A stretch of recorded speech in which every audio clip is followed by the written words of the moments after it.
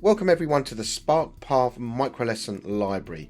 This is a brief tutorial that's going to show you exactly what the library does.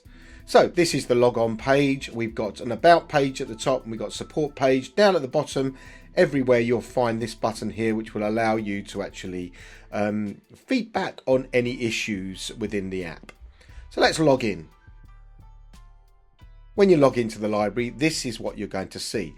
You'll see the 5 tools at the top. These tools I'm going to do in separate videos. So we have a table talk tool. And if you click on the link in the corner now, you will be able to find out all about that. We got a write-in assessment tool. The link in the corner will give you some ideas of what the writing assessment tool is all about. Then we've got the comprehension quiz generator that will generate quizzes for you. Again, if you want to find that out, click in the corner. And the review analyzer, this will take film reviews, website reviews, book reviews, and you'll be able to analyze reviews. Click in the corner to find out more.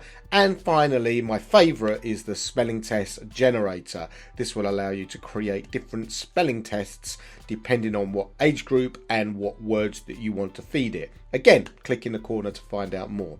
But we're going to look into the deep delves of what the actual Microlesson Library does. First of all, here I can change the curriculum. So I'm going to change it to the National Curriculum of England. Now, this will give me all Key Stage 1, Key Stage 2, Key Stage 3 and Key Stage 4 for the National Curriculum of England. In the search button here, if I want to search for maybe adjectives, that's going to find all the lessons in the library to do with adjectives. It's not just looking at the UK curriculum. It's looking at the IB curriculum here, and then we've got the national curriculum, and we've also got the Victorian curriculum here. So you, as a parent or a tutor, you can actually choose lessons from different curriculums depending on what you want your student to do. So let's remove that now. And we go back to our main library, and here let's have a look. So if we click on the different key stages, let's try Key Stage 3, let's go to English, and then we've got the year 7, 8 and 9 lessons. So these are all the lessons that are actually in the library at the moment for year 7, 8 and 9. Now if I click on the view progression document, that will allow me to see all the learning objectives for Key Stage 3, for Year 7, etc. Now you can see these are highlighted. When I click these, this allows me to add it to a learning path. So let's talk about learning paths now. If I go up to learning paths up here, I can click on that and I can create a brand new learning path. Now, let's name this learning path Year 7 English. I can give it a description. And then I need to set it a password. I'm going to give it a password. And then I can save the path. That learning path has now been saved. Here we've got our Year 7 English learning path. There are no lessons in there at the moment because we haven't added any. So let's now go back to the library. Let's go back to Key Stage 3. Now we can do this two ways. We can either do it via the progression document, or we can go and find the lessons that we want to add to the learning path. I'm going to do it via the progression document. If you want to do it via the lessons, I can add path here. I can click on these links here and add them to the path. I'm going to do it via the progression document. And I'm going to say, right, we're going to look at this one. So let's click on that one. It's going to ask us what learning path we want to add it to. That one. It's going to add that to the learning path. So that one is now adding, and let's add this one. Let's add this one. Now you have to add 5 or more lessons to a learning path in order to be able to share it. So you can't create a learning path just for one lesson. It has to be 5 lessons or more. Let's click on that. That's 3 lessons. Let's do this one. And let's do this one. So there are my lessons I've added to my learning path. So let's go back to the library and click on learning paths. And now we can see I have got 5 lessons in my learning path. Let's view that. And there we can see our lessons. Now we can move them up and down. We can remove them if we want to. I'm going to leave them as they are. Now what we need to do is get those lessons to a student. So let's do that. Remember, we've got a password here. that we need to remember. We can do this by clicking on Share with Student here within the View Learning Paths area, or we can actually do it from the card here. So we can click on Share. That's going to take the link to that learning path. So now we're ready to share that. Let's now look at this and see what a student can see.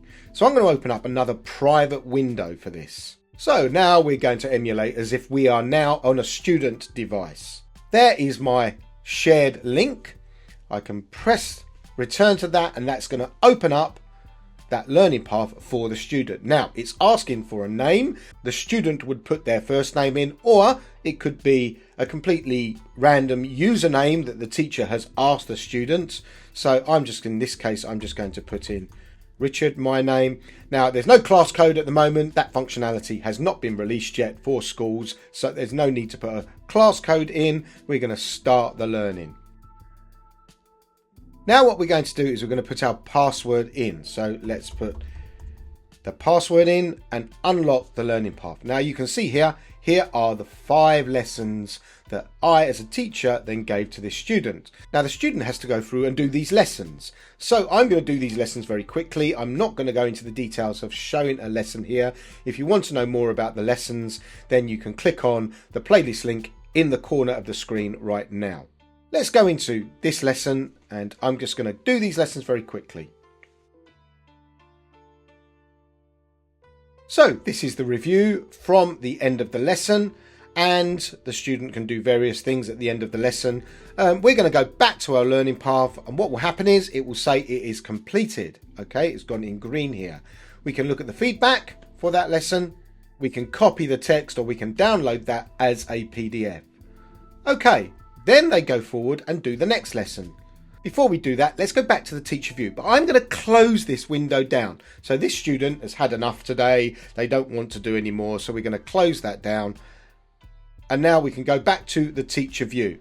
So now if we look at the view results for that particular learning path, let's go into the view results. Now I can see that this student, Richard, has completed first lesson. So let's have a look at the feedback. There is the feedback from that student.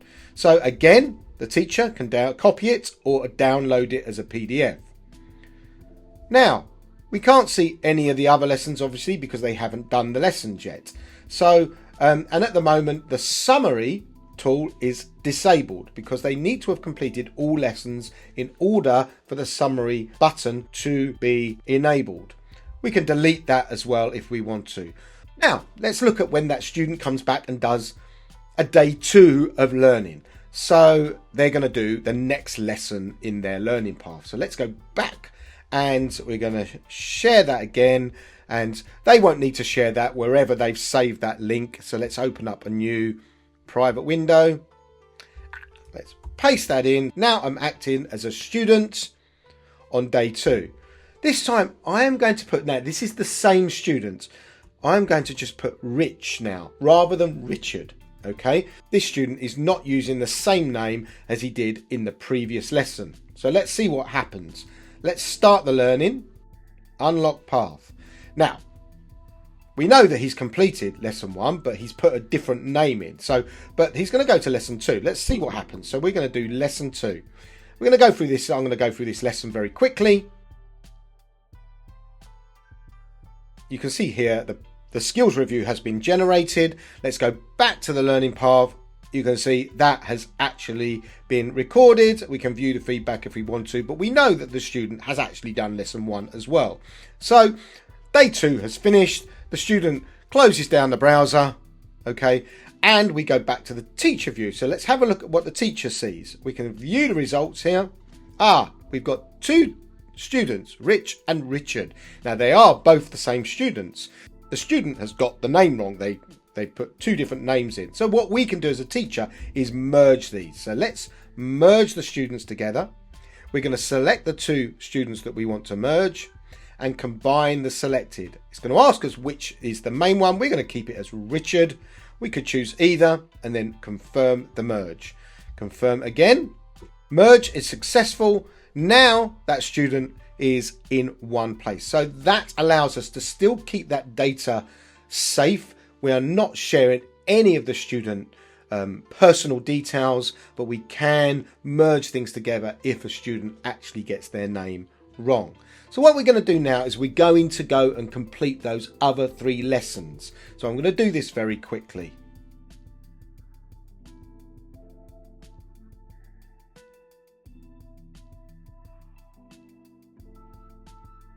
Okay, so we can see here the student has actually completed all 5 lessons now. And again, we can see the feedback, or the student can see the feedback for each of these lessons, copy the text and download it if they want to. So let's close this window down and let's go back to the teacher view. So now the teacher can go and view the results. You can see here all 5 lessons have been created. Now the summary button has been enabled. If the parent or the teacher or the tutor clicks that now, what it's going to do is going to summarize the feedback from all 5 lessons and give the parent or the teacher a summary of everything that's happened in that learning path. So let's click on that now. It will take a couple of seconds to generate.